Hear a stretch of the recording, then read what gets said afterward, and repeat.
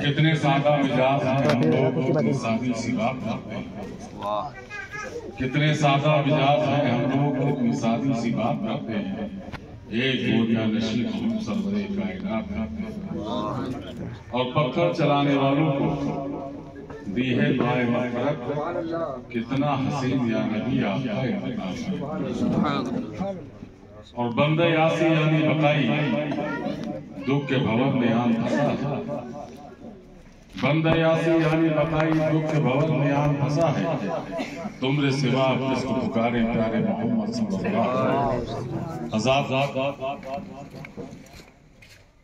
آج کی محفل صاف روایتوں کے ساتھ جناب حاجی محمد نعیم صاحب بقائی، حافظ فہیم صاحب بقائی و جملہ اہل خانہ کی جانب سے بسلسلہ دعوت رجب شریف روز صفی شریف منعقد، جس میں آپ اور ہم سب شریک ہیں. رب کائنات اپنے حبیب کے صدقے میں آپ کی ہماری سب کی حاضری کو اپنی بارگاہ میں قبولیت درجہ عطا فرمائے. اور جن جن لوگوں نے اس کا اہتمام کیا، دعوت میں حصہ لیا، ان سب کو اس کا بہتر حاج عطا فرمائے. ابھی آپ اس ممبر رسول سے عزیزم حافظ اختر صاحب اور ہردی عزیزم حافظ قاری عارف رحمانی صاحب سے تقریر اور اس کے بعد نعت رسول صلی اللہ علیہ وسلم سماعت فرمائے. رب کائنات اپنے حبیب کے صدقے میں ہم کو اور آپ کو سب کو انتظار کے بتائی باتوں پر چلنے کی توفیق دے. آمین. بڑی تعریف ان لوگوں نے ہماری کی. اس کی وجہ یہ ہے کہ بے پناہ ہم سے محبت کرتے ہیں اور اس محبت کی اپنی مثال پیش کرتے ہیں. حالانکہ میں نہ پیر ہوں اور نہ میں کوئی عالم ہوں. میں دارالعلوم خانہ صفیہ کرنے گنگولا کا ایک ادنا سا خادم ہوں اور اپنے سرکاروں کی بارگاہوں کی خاک کا ایک ادنا سا ذرہ ہوں. اور اسی میں اپنے کو ضم کیے رہتا ہوں کہ شاید مجھ گنہگار کا بھی کوئی ایسا عمل ہو جو رب کی بارگاہ میں قبول ہو جائے اور میری نجات کر سکے. اسی کے تحت آپ کے بیچ میں حاضر آ گیا. بزرگوں کی کراماتیں، بزرگوں کی باتیں آپ نے سماعت فرمائیں. بہت صاف سمجھ لیجیے اور میں بارہا اس بات کو کہتا ہوں کہ اللہ نے اپنے نبیوں کو اختیار دی تو ان سے معجزات دی.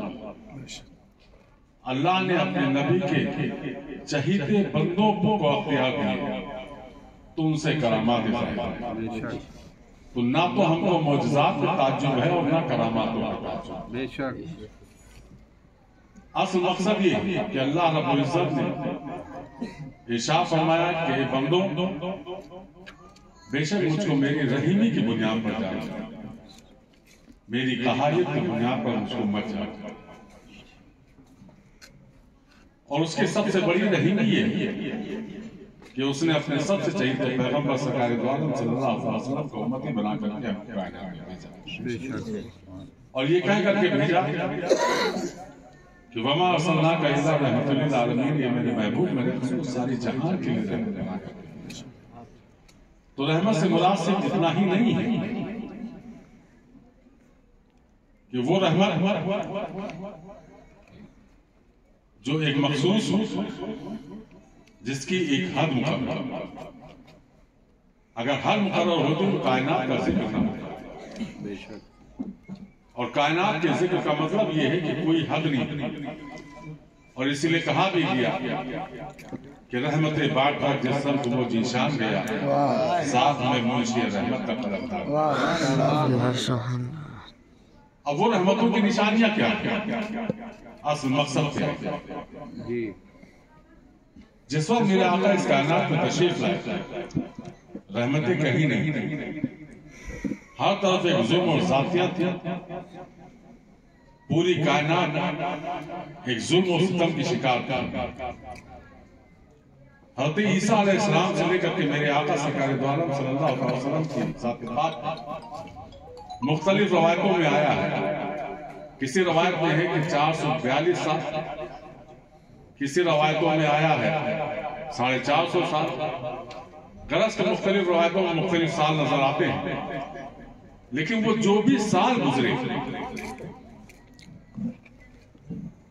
وہ حضرت عیسیٰ علیہ السلام سے لے کر کے اور نبی کریم صلی اللہ علیہ وسلم کے بیچ کے جو سال گزرے دنیا میں بہت گراں گزرے، اتنے گراں گزرے کہ لوگ ظلم و ستم کو سہنے کے بھی عادی ہو گئے اور ظلم و ستم کرنے کے بھی عادی ہو گئے۔ بہتوں نے خدا ہونے کا دعویٰ کیا، ہر ایک طرف سے ایک چیخ و پکار اور ایک آہ، جس میں آپ واقعہ بارہا علماء سے سماعت فرماتے ہیں کہ بچیاں زندہ قبروں میں گاڑ دی جاتی ہیں، کوئی کسی کا پرسان حال نہیں ہوتا تھا، غلام خریدے اور بیچے جاتے تھے بازاروں میں، جمع سیانی بچیاں بیچی اور خریدی جاتی تھی، جس کے گھر میں بچیاں پیدا ہو جاتی تھی وہ اپنے آپ کو منحوس سمجھتا تھا۔ اور اس دور کو دیکھنے کے بعد دنیا میں اللہ رب العزت کو بندوں پر رحم آیا اور اس نے اپنے سب سے شہید پیغمبر سرکار دو عالم صلی اللہ علیہ وسلم کو اس کائنات میں اور مخاطب کر کے بھیجا کہ ان کو ساری جہان کے لیے رحمت بنا کر کے بھیجا۔ اور جب میرے آقا دنیا میں تشریف لائے تو سب سے پہلے اگر درس دیا تو اس قوم کو یہ درس دیا ہے کہ یہ قوم تم پڑھو، قرآن پاک کی پہلی وحی اسی پہ نازل ہے، اقرأ بسم ربک الذی خلق، پڑھو، تمہارے لیے پڑھنا لازمی۔ اس سبق کے ساتھ نبی کریم صلی اللہ علیہ وسلم ارشاد فرماتے ہیں کہ اے میری امت، جن کو تم یہ سمجھ رہے ہو کہ یہ ہماری بچیاں منحوس ہیں ہمارے لیے، وہ بچیاں تمہارے لیے منحوس نہیں ہیں بلکہ تمہارے لیے رحمت ہے۔ جس گھر میں بچیوں کی ولادت ہوتی ہے وہاں رحمتوں کا نزول ہوتا ہے۔ اس طریقے سے رحمت کے پیغام جب عام ہوئے، لوگوں نے نبی کریم صلی اللہ علیہ وسلم کے کردار کو دیکھا اور جب دین کی حقانیت کو انہوں نے جانا تو ایک ایسا سما بنا کہ لوگ ہر طرف سے محمد محمد چلا رہے، لوگ رحمتوں کی دہائی دینے لگے، اور ان رحمتوں کی دہائی کا نتیجہ یہ نکلا کہ آج بھی وہی رحمتوں کے شامیانوں میں پوری دنیا سماتی ہوئی نظر آ رہی ہے۔ آپ آئے دن اخباروں میں پڑھتے ہیں، نیوز سنتے ہیں، ہر طرف سے۔ ابھی پرسوں کی بات ہے، آسٹریلیا کی چرچ کا بہت بڑا پادری جس نے مذہب اسلام کو قبول کر لیا، وہ جاہل نہیں، وہ پڑھا لکھا تھا، وہ پڑھ کر کے آیا تھا۔ تو جو پڑھ کر کے آیا ہو وہ مذہب اسلام کے قریب جا رہا ہے، اور جو مذہب اسلام میں پیدا ہوا ہے وہ مذہب اسلام سے دور جا رہا ہے۔ یہ بھی اس کی اصل حقیقت ہے۔ ہم اس رحمت کو سمجھ نہیں پا رہے ہیں۔ اگر اس رحمت کے وسیع شامیانے کو اگر ہم دیکھیں تو وہ رحمتوں کا شامیانہ ایک جگہ مخصوص نہیں ہوا، وہ رحمتوں کی شکلیں اگر ہم کو نظر آنے شروع ہو جائیں تو ان رحمتوں کی شکل میں سب سے پہلا نام خلیفہ اول حضرت ابوبکر صدیق رضی اللہ عنہ۔ دنیا میں آپ سمجھ لیجیے کہ سب سے پہلے اگر کسی نے بت توڑا ہے تو وہ خلیفہ اول حضرت ابوبکر صدیق رضی اللہ عنہ۔ اور آج ہماری آپ کی یہ خوش قسمتی ہے کہ آج کا دن خلیفہ اول حضرت ابوبکر صدیق رضی اللہ عنہ کے عروس کی تاریخ، آج ان کی ولادت کی تاریخ۔ آج ہم لوگ خانپور میں بیٹھ کر کے خلیفہ اول حضرت ابوبکر صدیق رضی اللہ تعالیٰ عنہ کا ذکر کر رہے ہیں اور ان کی یاد منا رہے ہیں، اور کس طریقے سے بت توڑا۔ آپ کے والد ایمان نہیں لائے تھے، خلیفہ اول حضرت ابوبکر صدیق رضی اللہ تعالیٰ عنہ بھی ایمان نہیں لائے تھے، بچپنے کا عالم تھا۔ آپ کے والد نے ارشاد فرمایا، آپ کے والد نے کہا کہ چلو تم کو ہم اپنے خدا کے پاس لے چلتے ہیں۔ ہاتھ پکڑا اور بتخانے لے گئے۔ بتخانے پہنچنے کے بعد خلیفہ اول ارشاد فرماتے ہیں کہ یہ کون ہے؟ کہا یہ ہمارے خدا ہیں۔ کہا اگر یہ آپ کے خدا ہیں تو جو میں مانگوں گا وہ یہ مجھ کو دیں گے؟ کہا بالکل دیں گے۔ تو کہا مجھ کو بھوک لگی ہے، مجھے کھانا چاہیے، مجھ کو پیاس لگی ہے، پانی چاہیے، اور اگر مجھ کو کھانا اور پانی نہیں ملا تو میں ابھی یہ بت توڑ دوں۔ والد نے بڑے غصے کی نگاہوں سے اپنے بیٹے کی طرف دیکھا اور دیکھ کر کے خلیفہ اول ارشاد فرماتے ہیں کہ اے بت، میرے باپ اس کو خدا کہتے ہیں، اور مجھے بھوک لگی ہے، مجھ کو کھانا چاہیے، اگر تو خدا ہے تو مجھ کو کھانا دے، میں پیاسا ہوں، اگر تو خدا ہے تو مجھ کو پانی دے دے۔ تھوڑی دیر انتظار کرنے کے بعد نہ کھانا ملا نہ پانی ملا۔ خلیفہ اول حضرت ابوبکر صدیق رضی اللہ تعالیٰ عنہ نے ایک پتھر اٹھایا اور اس بت پہ دے مارا۔ بت پہ پتھر مارنا تھا کہ بت گرا اور چکنا چور ہو گیا۔ آپ کے والد کو بڑا غصہ آیا، کھینچ کے ایک جھاپڑ مارا اور کھینچتے ہوئے اپنے گھر کی طرف لے گئے۔ اہلیہ نے پوچھا کہ آپ اس کو کھینچتے ہوئے کیوں لا رہے ہیں؟ کہا اس نے غضب کر دیا، اس نے ہمارے خدا کو توڑ دیا۔ تو آپ کی اہلیہ ارشاد فرماتی ہیں کہ آپ ان کے پیچھے مت پڑیے، کیونکہ جب ان کی ولادت ہوئی تھی تو میرے کان میں ایک آواز آئی تھی کہ یہ تمہارے گھر میں بچہ پیدا ہو رہا ہے، یہ میرے نبی کا ساتھی بنے گا، یہ اسلام کو نمائندہ بنے گا، یہ رحمتوں کا آشیانہ بنے گا۔ تو آپ ان کے پیچھے نہ پڑیے۔ اور اسی کے بعد خلیفہ اول حضرت ابوبکر صدیق رضی اللہ تعالیٰ عنہ، آپ کیا جانتے ہیں، نبی کریم صلی اللہ علیہ وسلم کے بچپنے کے ساتھیوں میں جب کوئی خلیفہ کوئی بھی نبی کا ساتھ دینے کے لیے تیار نہیں تھا، اس وقت خلیفہ اول حضرت ابوبکر صدیق رضی اللہ تعالیٰ عنہ ساتھ دیتے۔ میں اس بات کو اور واضح کر دینا چاہتا ہوں، چونکہ یہ خلفائے راشدین کا مسئلہ آ گیا۔ آج کے زمانے میں بڑے فتنے پھیلے اور اس فتنوں میں لوگ مولائے کائنات سے لے کر کے اور خلیفہ اول تک کمپریزن کرتے ہیں۔ کوئی کہتا ہے علی بڑے ہیں، کوئی کہتا ہے کہ عمر بڑے ہیں، کوئی کہتا ہے صدیق بڑے ہیں، کوئی کہتا ہے عثمان بڑے ہیں۔ آپ یہ سمجھ لیجئے بہت صاف طریقے سے کہ خلیفہ اول، خلیفہ دوم، خلیفہ سوم، خلیفہ چارم، یہ ترتیب نبی کریم صلی اللہ علیہ وسلم نے نہیں عطا فرمائی۔ بہت صاف سمجھیے گا، یہ ترتیب کسی نے نبی نے نہیں دی ہے، یہ ترتیب صحابہ نے دی ہے۔ نبی کے بظاہر دنیا سے تشریف لے جانے کے بعد دی ہے۔ جو سب سے پہلے مسند خلافت پر بیٹھا وہی خلیفہ اول ہو گیا، جو مسند خلیفہ اول کے بعد بیٹھا وہ خلیفہ دوم ہو گیا، جو مسند ان کے بعد بیٹھا وہ خلیفہ سوم ہو گیا، جو ان کے بعد بیٹھا وہ علی مولائے کائنات چارم ہو گئے۔ اب نبی نے کیا کیا؟ نبی نے صرف کو بتا دیا کہ میرا صدیق ایسا ہے، میرا عمر ایسا ہے، میرا عثمان ایسا ہے، میرا علی ایسا ہے۔ اب ان صفتوں کو اگر ہم دیکھتے ہیں تو ہمارا ایمان اس بات پر ہے کہ نبی نے جو فرما دیا اسی پر ہمارا ایمان ہے۔ اب نبی نے فرما دیا کہ میرا صدیق ایسا ہے، اور یہ کہہ کر کے فرمایا کہ میں نے دنیا میں جس نے مجھ پر احسان کیے میں نے سب کا احسان اتار دیا، صرف دو لوگوں کا احسان میرا رب اتارے۔ وہ دو لوگ کون ہیں؟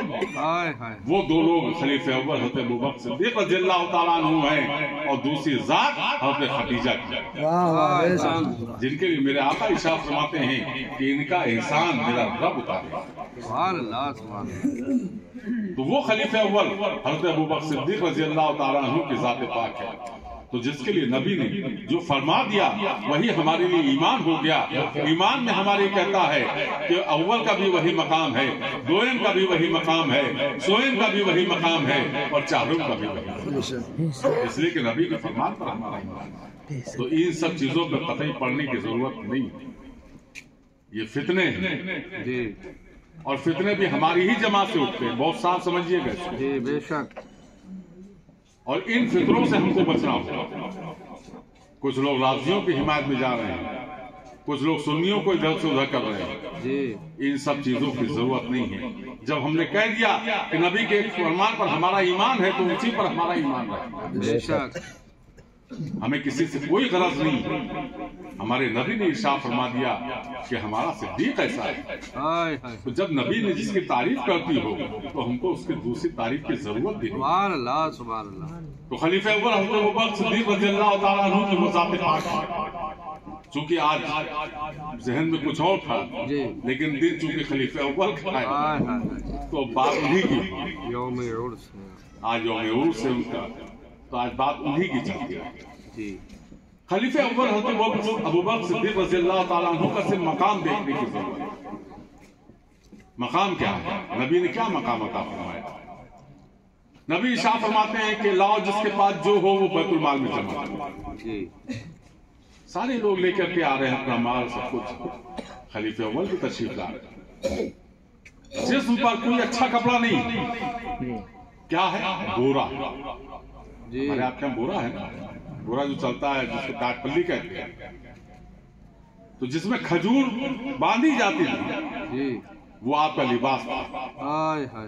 बटन की जगह पर कांटे लगे हुए, उससे आपने उसको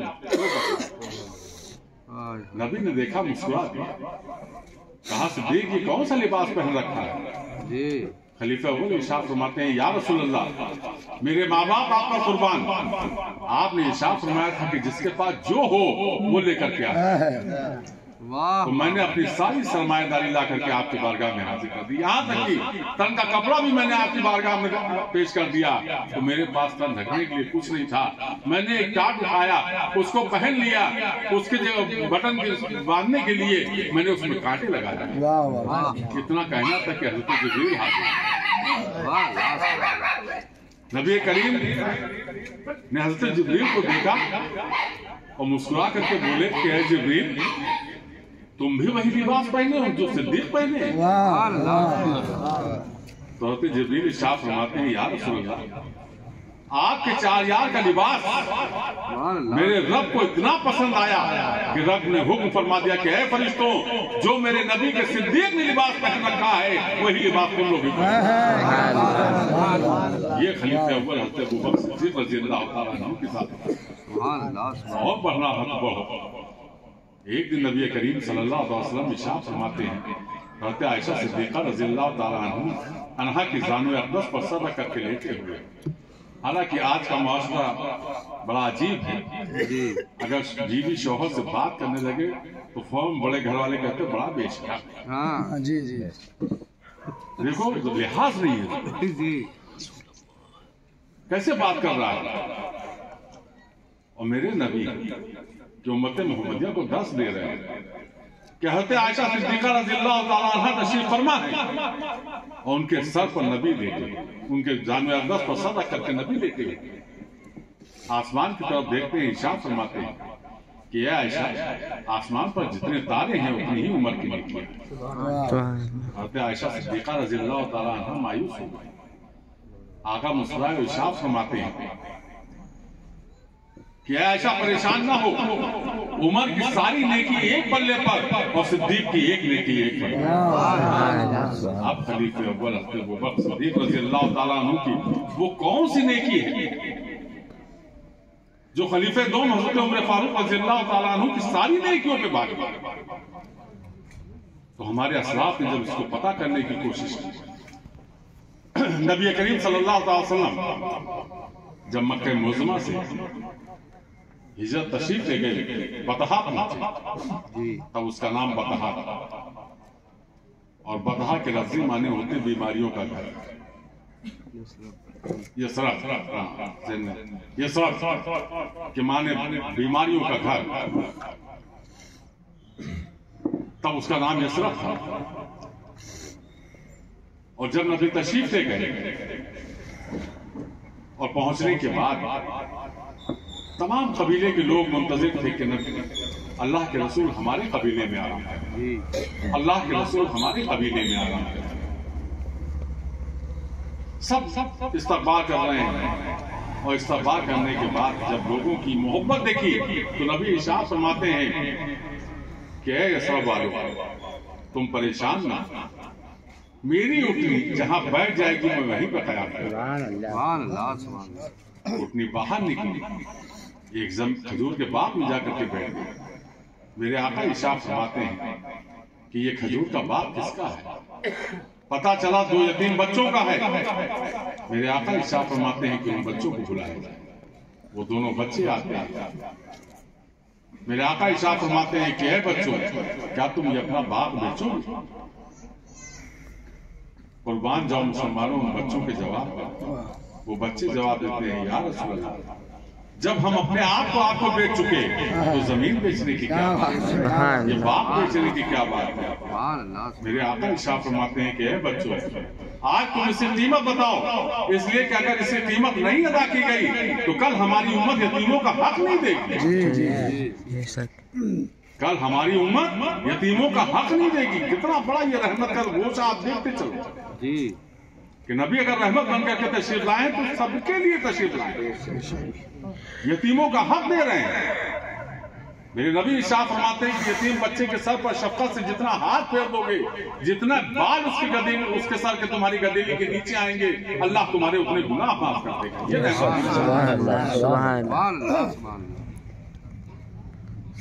ان بچوں نے اسے قیمت بتائی. صحابہ کی طرف مخاطب ہوئے, ارشاد فرماتے ہیں کہ ہے تم میں کوئی جو اس زمین کی قیمت ادا کرے؟ خلیفہ اول حضرت ابوبکر صدیق رضی اللہ تعالیٰ عنہ, یا رسول اللہ اگر آپ کا حکم ہو تو اس کی قیمت میں ادا کریں. ہاں ٹھیک ہے صدیق, تم اس سے قیمت ادا کرو. خلیفہ اول نے اس سے قیمت ادا کی اور اس کے بعد وہیں پر مسجد نبوی کی تعمیر شروع. مسجد نبوی آج جس انداز میں لکھ گئی, کل جب نبی کے زمانے میں اس انداز میں نہیں تھی. کھجوروں کی شاخوں پر کھجوروں کی پتیوں سے سب سے پہلے مسجد نبوی بنوائی گئی, اور جس وقت مسجد نبوی تیار ہوئی اللہ رب العزت کی طرف سے ندا وہی نازل ہوئی, اور ارشاد فرماتے ہیں رب میرا کہ جو اس مسجد میں نماز پڑھے گا اس کو 70,000 سجدوں کا ثواب ملے گا. اب شروع ہو گیا. آج ہم اللہ کے گھر کو بڑا ہلکا سمجھتے ہیں, زیادہ مسجد میں داخل ہو جاتے ہیں. ہم مسجد کے آداب نہیں جانتے, لیکن مسجد کے عمل کیا ہے اور اس کے لیے فرمان کیا ہے یہ بھی آپ سے آتا ہے. ایک دن نبی کریم صلی اللہ علیہ وسلم تشریف لائے, مغرب کا وقت تھا. دیکھا اس وقت روشنی کا کوئی انتظام نہیں ہوا کرتا. دیکھا مسجد نبوی سے روشنی ہو رہی ہے. میرے آقا مسجد میں داخل ہوئے, ارشاد فرماتے ہیں کہ یہ روشنی کیسے ہے مسجد؟ ایک صحابی رسول کھڑے ہوئے, کہا یا رسول اللہ میں ملک شام سے آیا ہوں. ہمارے کیا شام کو روشنی کا انتظام اسی طریقے سے کیا جاتا ہے کہ ہم لوگ کھجور کی پتیوں کو برتے ہیں اور برنے کے بعد اس کی روشنی کرتے ہیں. میں نے دیکھا کہ مسجد نبوی میں اندھیرا ہے, میں نے اپنے خیال کے طریقے سے میں نے کھجور کی پتیوں کو برا اور میں نے اس کی روشنی کر دی. اللہ کے رسول ارشاد فرماتے ہیں کہ آج تم نے اللہ کے گھر کو روشن کیا ہے, اللہ تمہاری آخرت اور دنیا دونوں کو روشن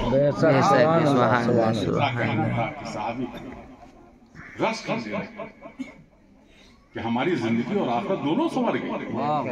پتہ یہ چلا کہ اللہ کے گھر میں جب کوئی خدمت کرتا ہے اور جب ایک مومن ایک سجدہ ادا کرتا ہے تو وہ زمین جس کی رہی ہوگی اس مومن کے ایک سجدے کا ثواب اس کو بھی جاتا ہے.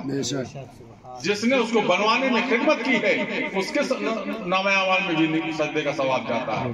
جس نے اس میں روشنی کی اس کے بعد بھی جاتا ہے. جس نے چٹائی بچھایا اس کے بھی نامہ اعمال میں جاتا ہے. جس نے اس میں جھاڑو لگایا اس کے بھی نامہ اعمال میں لگایا. یہاں تک کہ ہمارے نئی بھائی کھڑے ہوئے ہیں, یہ مستری ہیں, انہوں نے اگر اس مسجد میں ایک اینٹ رکھی ہے, انہوں نے بنایا ہے, تو ایک مومن کے سجدے کا ثواب ان کے نامہ اعمال میں بھی جا رہا ہے. اسی طریقے سے وہ ڈیوائیڈ ہوتا ہوا, جب ایک مومن ایک اللہ کے گھر میں سجدہ کرتا ہے تو ایک مومن کے سجدے کا ثواب اس مسجد سے جتنے لوگ جڑے رہتے ہیں سب کے نامہ اعمال میں جاتا ہے. اور وہی سجدہ جب رمضان مبارک کے مہینے میں کیا جاتا ہے تو 70 سجدوں کا ثواب. لیکن جب وہی سجدہ مسجد نبوی میں کیا جاتا ہے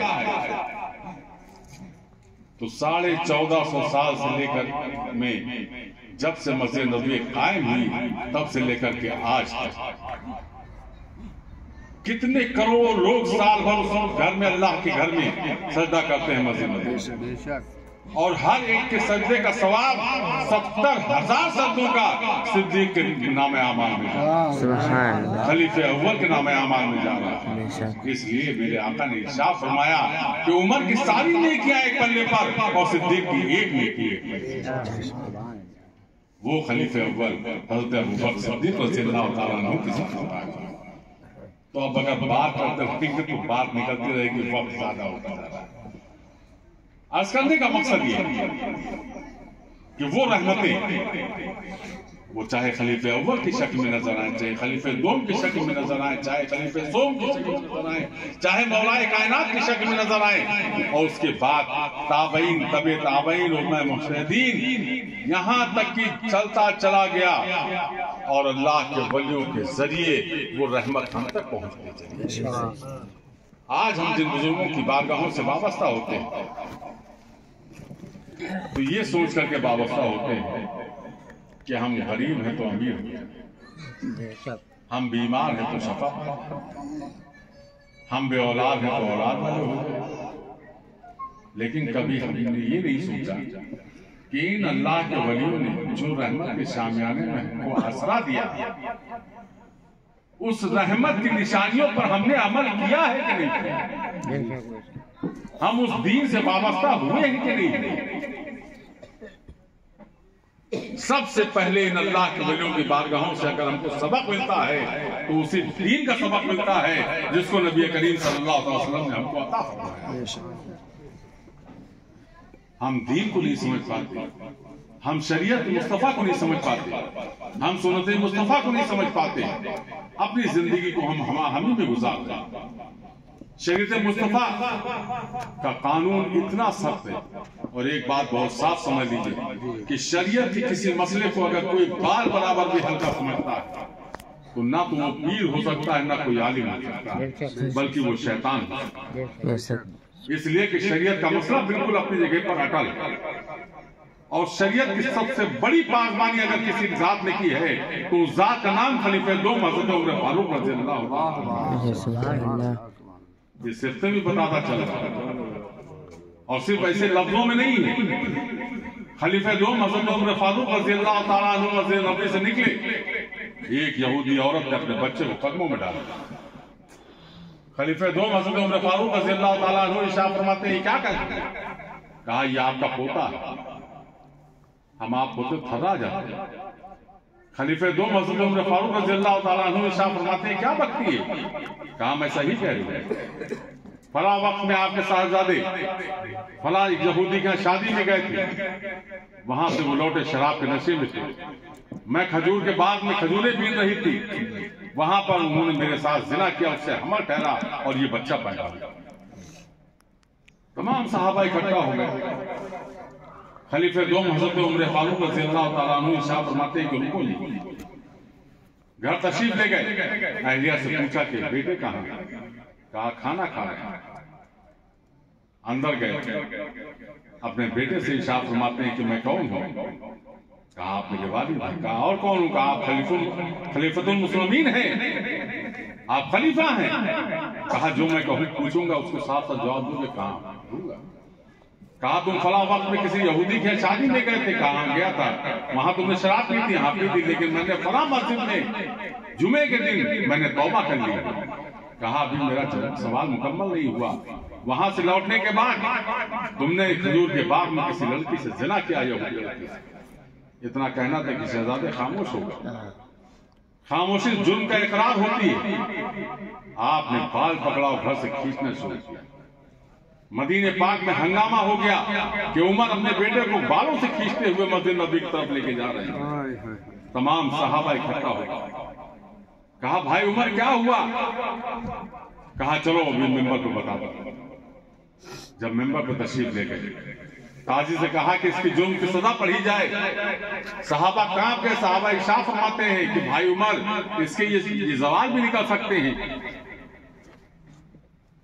اس کو آپ اس طریقے سے کر دیجئے، اس طریقے سے کر دیجئے، اس کا معاملہ حل ہو جائے گا۔ خلیفہ دوم ارشاد فرماتے ہیں کہ آج عمر کے بیٹے کی بات آئی تو مشورہ دے رہے ہو، تاکہ کل حشر میں میرے رسول اگر نے مجھ سے پوچھ لیا کہ اے عمر دوسروں کا فیصلہ کرتے وقت تو تم کسی کا مشورہ نہیں مانتے تھے، جب اپنے بیٹے کی بات آئی تو تم نے مشورہ مان دیا، تو میں اپنے آقا کو کیا جواب دوں گا؟ لہٰذا اس کی سزا پڑھی جائے۔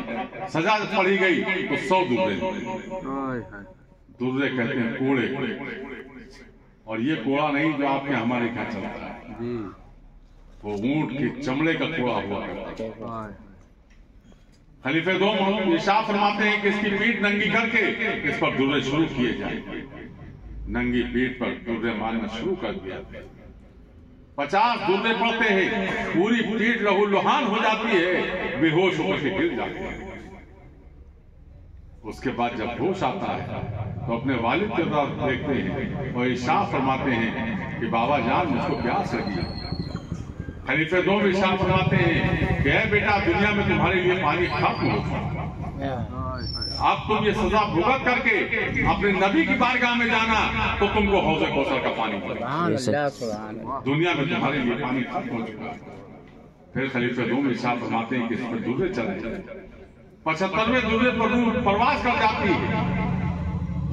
उसके बाद जनाजे को टहलाया जाता है, बुलाया जाता है, कब्र तैयार होती है। सब कुछ हो जाने के बाद जब कब्र बन करके तैयार हो जाती है, उसके बाद खलीफा दूम हजरत उमर फारूक रज़ियल्लाहु ताला अन्हु इरशाद फरमाते हैं कि अभी इसके हिस्से के 25 दूल्हे बाकी हैं जो इसकी कब्र को चलाए जाए। ये शरीयत मुस्तफा।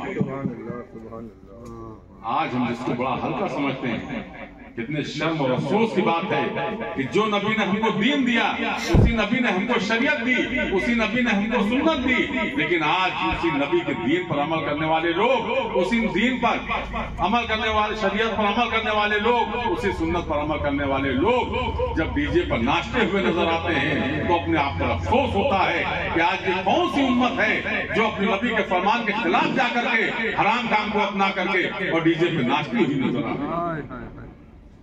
चंद मुसलमान ऐसे जो शराब पीते हुए भी नजर आते हैं, चंद मुसलमान ऐसे जो जुआ खेलते हुए भी नजर आते हैं, और उसके बाद कहते हैं कि हम मुसलमान, हम दीन पर अमल करने वाले हैं, हम नबी की शरीयत पर अमल करने वाले हैं, हम सुन्नत मुस्तफा पर अमल करने वाले हैं। और उसके बाद ये हमारा यकीन भी इस बात पर आ जाता है कि हम फला अल्लाह के वली की बारगाह में जाएंगे, हमारी परेशानी दूर हो जाएगी। कैसे दूर होगी?